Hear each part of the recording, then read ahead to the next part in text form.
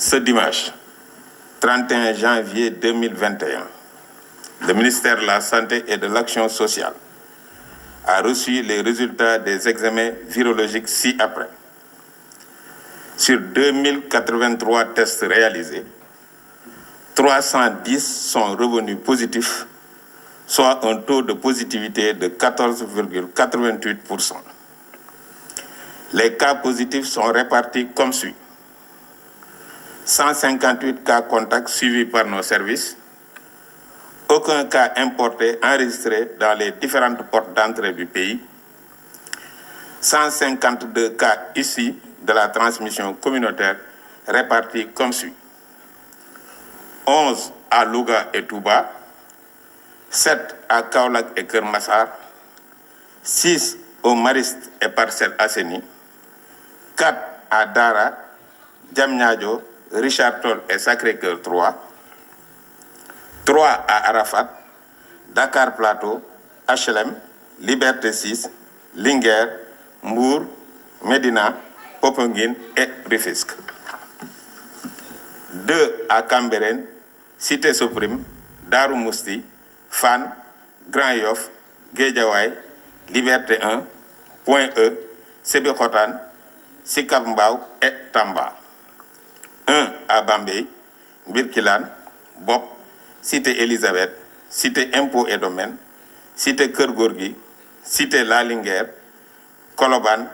Derklé, Fass Delorme, Fass Mbao, Fass Payotte, Gibraltar, Gueule Tapée, Kaffrine, Kanel, Keur Mbaye Fall, Kounoune, Liberté 5, Malika, Mamel, Mermoz, Ngor, Niary Tally, Nord Foire, Ouagou Niayes, Patte d'Oie, Petit Mbao, Pikine, Sakal, Sangalkam, Scat Urbam, Sicap Baobab, Thiès, Yara, Yeumbeul, Zac Mbao, zone B et zone de captage. 212 patients suivis ont été contrôlés négatifs et déclarés guéris. 54 cas graves sont pris en charge dans les services de réanimation. 7 décès ont été enregistrés ce samedi 30 janvier 2021. L'état de santé des autres patients hospitalisés est stable. À ce jour, 26 523 cas ont été déclarés positifs, dont 21 970 guéris, 628 décédés et 3 924 sous traitement ci wàllu mbas mi. Tey ci bésu dibéer fanweeri fan ak benn ci weeru janvier atum 2021 ministère bi ñu dënk wérgu yaram askan wi jot na résultat examen virologique yi may waaj a lim ci ñaari junni ak juróom-ñett fukk ak ñett test yu ñu def ñetti téeméer ak fukk ñoo ci positif maanaam téeméer ak juróom fukk ak juróom-ñett cas contact mooy ñi laale woon ak ñi amee woon doomu jàngoro bi amul benn cas importé téeméer ak juróom fukk ak ñaar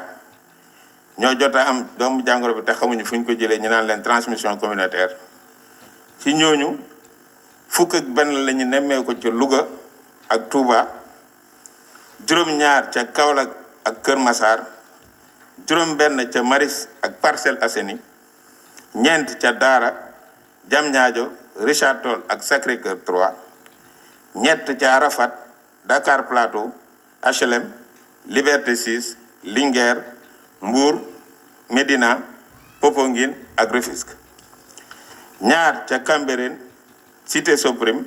Darou Mousti Fann Grand Yoff Guédiawaye Liberté 1 Point E Sébikotane Sicap Mbao ak Tamba benn ca Bambey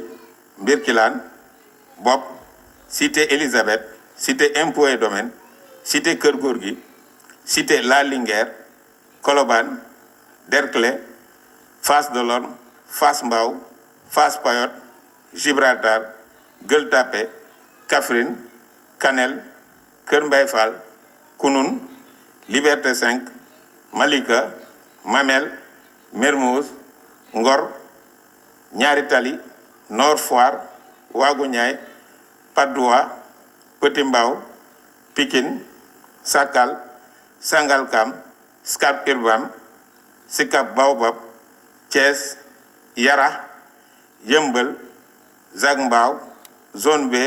ak zone de captage. ñaar téeméer ak fukk ak ñaar malade ci ñi ñu hospitalisé woon wér nañu ba su tey juróom fukk ak ñeent malade ñoo ngi suñu réanimation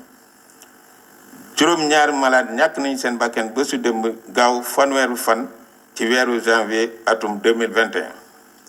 ñeneen ñi des hôpital ñoo ngi tane ci bésu tey dalee ko ci cas bu njëkk bi Sénégal wàññi na ñaar fukki junni ak juróom benn ak juróom téeméer ak ñaar fukk ak ñett cas positif ci ñooñu ñaar fukki junni ak benn ak juróom ñeent téeméer ak juróom ñaar fukk wér nañu ci juróom benn téeméer ak ñaar fukk ak juróom ñett ñàkk ci seen bakkan mu des ñetti junni ak juróom ñeent téeméer ak ñaar fukk ak ñeent ci hôpital